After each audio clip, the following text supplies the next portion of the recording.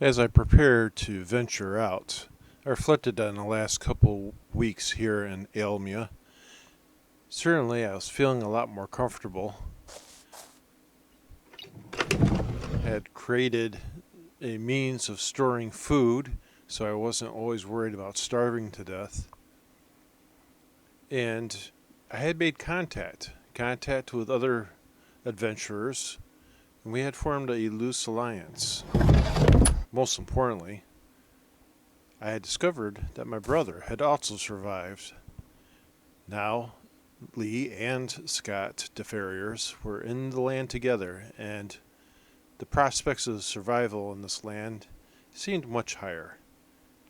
We called him Bigfoot for obvious reasons. He had huge feet, even by our family standards. And he had helped gather lots of materials so I could start constructing a better home to last longer. Plan was to have comfort, security, and a place to meet and discover this land together. We had a good view of the beach below, and oftentimes I could spot animals wandering around. I had begun to observe the animals. While I had been busy building, some of them had actually started to domesticate some of the local fauna. Down below in the village that the other members of our group had made, there were some more of the chickens and the lizard dogs. This building was the first building I had discovered one morning that someone had moved in right next door to me.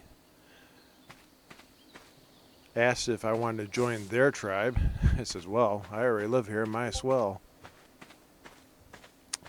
They had since made a nice enclosed fence area, which was secure, and made themselves a small home of their own.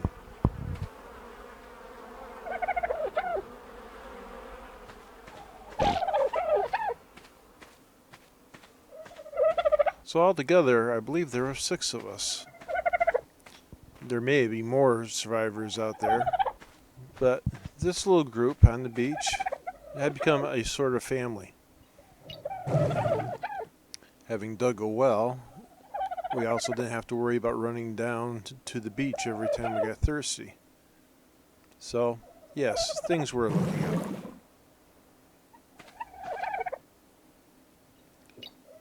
But I really wanted to try my hand, see if I could convince some of these small creatures to follow me home. First thing you need is food.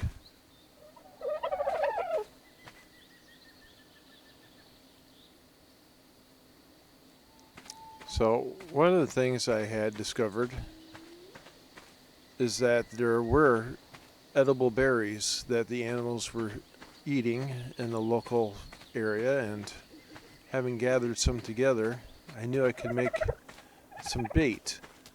I also discovered that they were nesting and producing young of their own, which would probably be a lot easier to tame.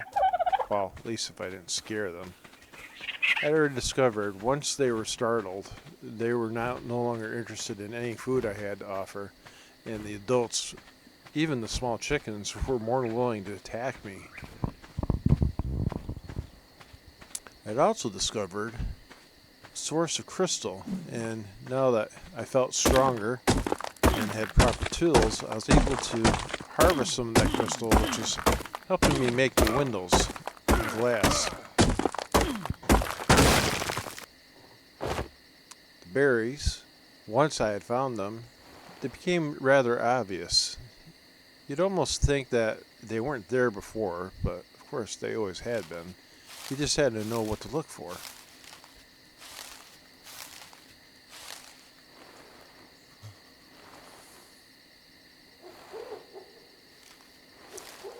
My brother, having explored around, had also found some red berries, and had actually used the juice to make a dye of sorts.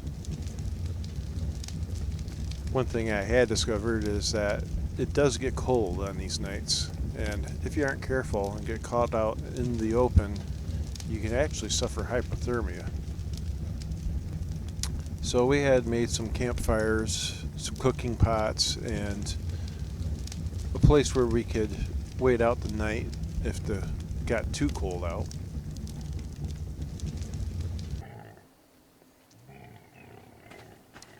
So I ventured out and decided the first objective would be find one of these small lizard dogs and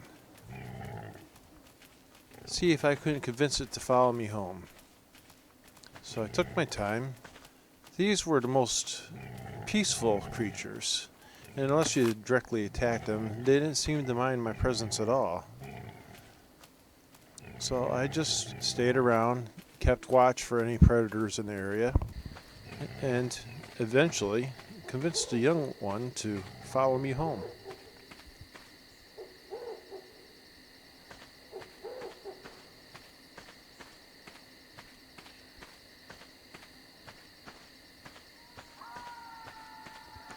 One of our compatriots, Freya, had actually wandered out using some of the carrots. She hoped to tame a horse. It was proving a bit problematic.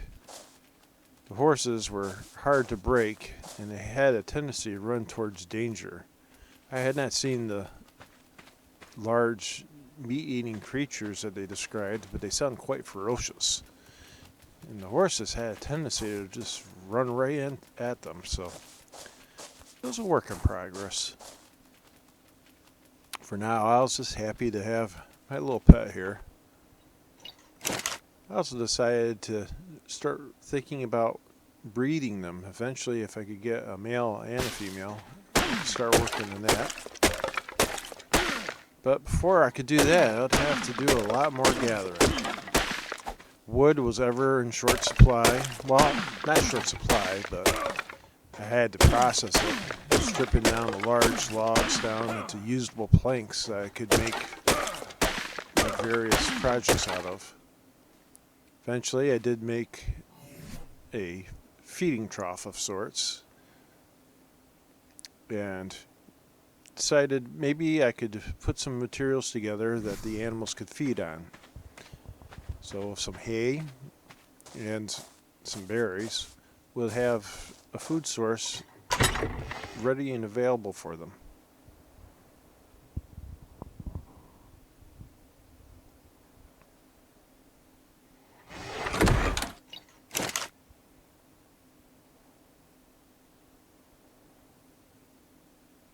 So combining some of the fibers along with some of the thatch, I made a form of hay that I think would be sufficient to keep them healthy. Having filled my feeding trough with food, I decided to go out and try to get one of these birds. I'd already known I could startle them, so I tried to be more cautious and stay low and non-threatening. And sure enough, over a course of time, the bird became accustomed to my presence and very accustomed to the food I was offering.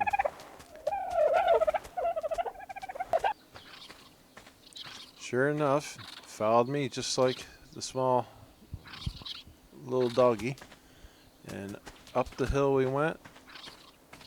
I brought him right over to the trough where he was quite happy to munch on berries.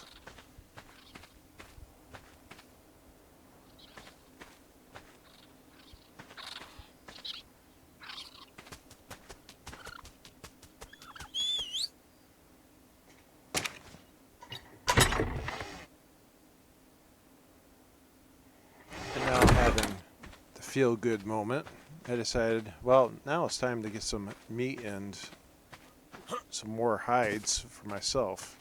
And I knew just where to find them.